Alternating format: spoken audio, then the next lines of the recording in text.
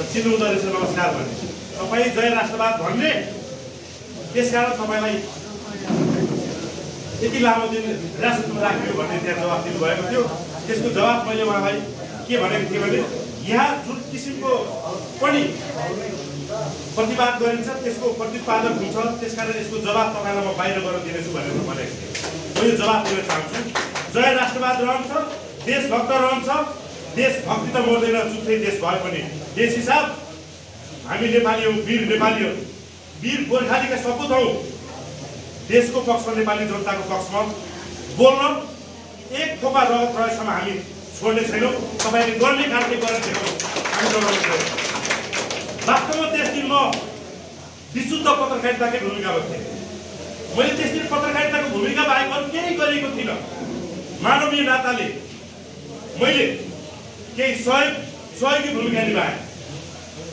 मञ्चमा पनि म मञ्च अगाडिको भिडको फोटो र भिडियो खिच्न गएका थिए। पत्रकार साथीहरू हामी सबै जान्छौँ होइन, मञ्च अगाडिको फोटो र भिडियो लिएर त्यसलाई हामीले क्लिपको देखाउनु पर्ने हुन्छ। सबै पत्रकार साथीहरू हामी त्यहाँ जान्छौँ, मञ्चमा चर्चा पनि। मञ्चमा किन गइस् भन्ने प्रश्नहरू पनि गरियो।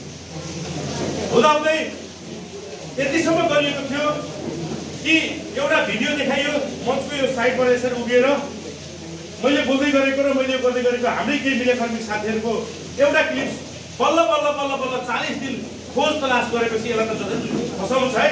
60 दिन यसलाई पुर्याउनलाई, त्यो मुद्दा भोलि बनाउनलाई, नभए त पत्रकार हो यसले भण्डाफोड गर्छ भनेर त्यो गर्नलाई नै एउटा भिडियो क्लिप देखायो। त्यो भिडियोमा त्यो भ्यागुता जस्तो आवाज भटभट गरेको भिडियो देखायो भित्रमा। बोलेको केही थिएन। जब म बाहिर सम्मानित अदालतले हामीलाई न्याय दिनुभयो, हामी बाहिर आएछौँ। त्यो भिडियोमा स्पष्ट भनिएको रहेछ, प्रहरीहरूले अस्वीकार हालिसक्नुको, गोली चलिसक्यो, तपाईँहरू अब घर जानुहोस्। त्यहाँ मेरो आवाज स्पष्ट सुन्न सक्नुहुन्छ। जनताको पक्षमा एउटा मानवीय नाताले मैले साइडबाट त्यो बोलेको भिडियो देखिन्छ। जम्मा 5 सेकेन्डको भिडियो रहेछ। त्यसलाई आधार बनाइदिनु। त्यो आधार पुष्टि कसरी हुन्छ भने म कुनै आधिकारिक पाहुना थिइनँ, म कुनै आधिकारिक सङ्गठनको सदस्य पनि छुइनँ। शिवसेना नेपालमा म लामो समयदेखि निस्किरहेको छु।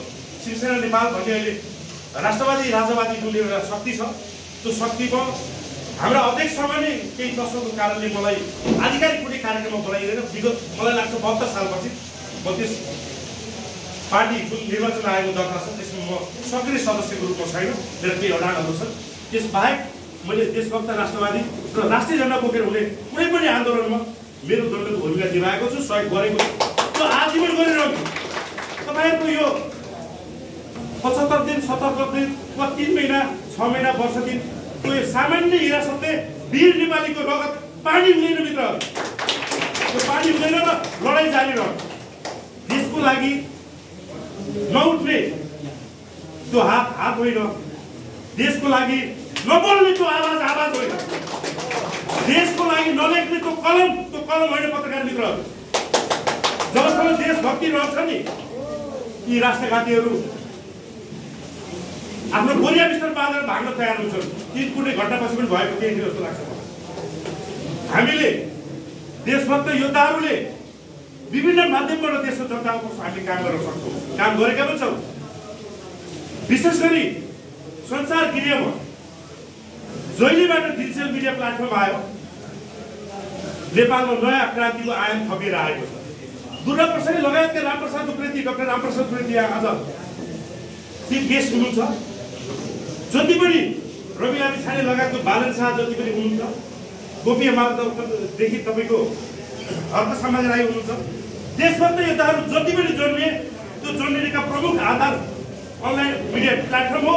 युट्युबका साथीहरू हुन्। छाती खोलेर गर्वका साथ भन्छु, देशभक्त मिडिया कोही नेपालमा छ भने त्यो अनलाइन मिडिया प्लेटफर्म हो। त्यसैको म सञ्चालक हुँ, सम्पादक हुँ र पत्रकार हुँ। हाम्रो अभियान कहिले पनि रोकिने छैन। मैले करिब 2.5 महिना दुर्गा प्रसाईसँग हिरासतको समय बिताएको छु। लगायतका त्यहाँ हिरासतमा बस्ने तमाम साथीहरूसँग बिताएको छु। मैले सिङ्गो नेपालको व्यतिथि विसङ्गति, नेपालको जर्जर अवस्था, यो परिषद भन्दो रहेछ, भद्रकाली परिषदको हिरासतमा बसेर देखेको छु। मित्रहरू, म यहाँ तपाईँहरूमा भन्न चाहन्छु, नेपालको 60 भन्दा बढी प्रतिशत युवाहरू नेपालीहरू लागु औषधमा फसेर जेल बस्न रहेछन्, हिरासत बस्न रहेछन्। कहाँ छन् यो देशको युवा? कहाँ छन् यो देशको देशभक्तिहरू? कहाँ छ नेपालको सरकारहरू? नेपाल प्रहरीले त्यो सबै प्रत्यक्ष देखिरहेको छ। सुधारको लागि के काम गर्यो? नेपालीहरू यो जर्जर अवस्थामा छन्। त्यसपछि दोस्रो भूमिकामा चेक बाउन्स र ठगीको पेसामा हिरासत बस्दै रहेछन् साथीहरू। म सामान्य यो खानपिनमा कसले कति महँगो ल्यायो यो कुरामा मैले खासै चासो दिन्न है, तर सिङ्गो देशको अवस्था एउटा हिरासतले देखाएको छ, जहाँ हामीले जम्मा 2.5 महिना समय बिताएको छ।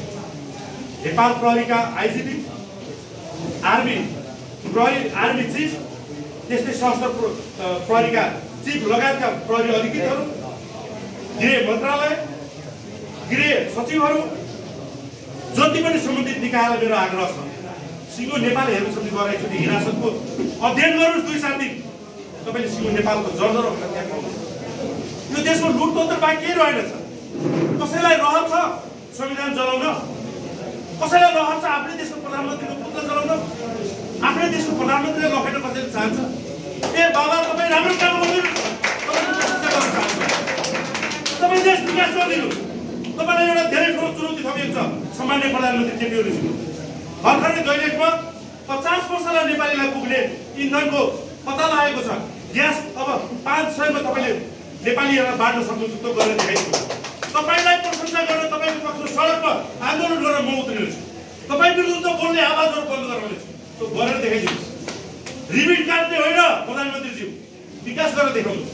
प्रधानमन्त्रीको लागि प्रधानमन्त्री बनेछ, देश जर्जर अवस्थामा पुर्याएको छ, एमसीसी पास गरेको छ, महाकाली सन्धि गरी यो देश बेचेको छ, गिरिबन्धु खाएको छ। यति उनले यो काण्डको प्रधानमन्त्री हुनुहुन्छ, तपाईँको प्रशंसा मैले कहाँबाट गरौँ? म खोजिरहेको छु, तर भेट्न सकेको छैन। अनि चाहनुहुन्छ पत्रकारको माध्यमबाट मनोजले मेरो प्रशंसा गरिदियोस्? हिजो देखियो नेपालीहरूको मन, मैले हिजो थाहा पाएँ कति सानो छ, कति सानो कुरामा नेपालीहरू खुसी हुन्छ। ए बाबा, 17 करोड तपाईँको ठेक्का लागेको थियो, त्यो वर्गको त्यो ब्रिज फ्लाइओभर, त्यो 57 करोड खर्च भएछ ठेक्का। त्यसमा पनि केही चलिसक्यो बकिसक्यो भन्ने कुराहरू आयो। कति गुणस्तरहीन कुराहरू भएको छ। त्यो उद्घाटन गर्ने कार्यक्रममा जुन ट्राफिक इन्चार्जलाई डिएजी साहब हुनुपर्छ सायद, उहाँलाई रिबिट काटेर दिएपछि नेपाली जनताले प्रधानमन्त्रीको पक्षमा वाह ताली बजाए। मैले पनि एकसित ताली बजाएँ। यति सानो कुरामा नेपाली जनता खुसी हुन्छ। खोइ खुसी पार्न सकेको प्रधानमन्त्री तपाईँले? नाकाबन्दीको नाममा तपाईँले नेपाली जनतालाई घात गर्नुभएको छ। नाकाबन्दीको नाममा लडाइँ कुरा गर्नुभयो, तर त्यो नाकाबन्दी गराउने राजेन्द्र महतोलाई जिताउनको लागि उसको क्षेत्रमा आफ्नो एमालेको उम्मेदवार दिनु भएन। कतिपल्ट घात गर्नुहुन्छ नेपालको? महाकाली बेच्नुभयो 2053 साल। महाकाली बेच्नु भएको हो कि तपाईँ र अहिलेका सामान्य सभामा अन्तिम हस्ताक्षरकर्ता हो कि होइन? गिरिबन्धु म तपाईँले लगाएको आरोपको तपाईँले खण्डन गर्नुपर्छ पर्दैन? तपाईँले निष्पक्ष छानबिन आयोग गठन गर्नुपर्छ पर्दैन? यति उनीहरूले लगायतका काण्डहरू एमसीसी किन पास गर्नु भयो? स्पष्टीकरण दिनु पर्दैन जनतालाई। कोही जनता आफ्नो देशको संविधान जलाउन चाहन्छ?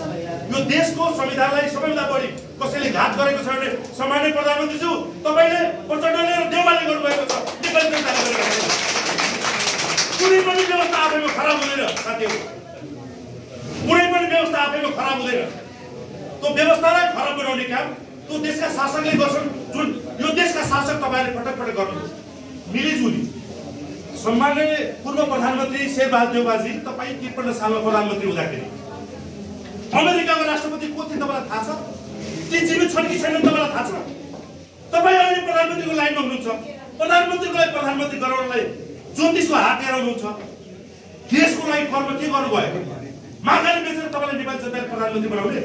मलाई त धिक्कार छ कि नेपाली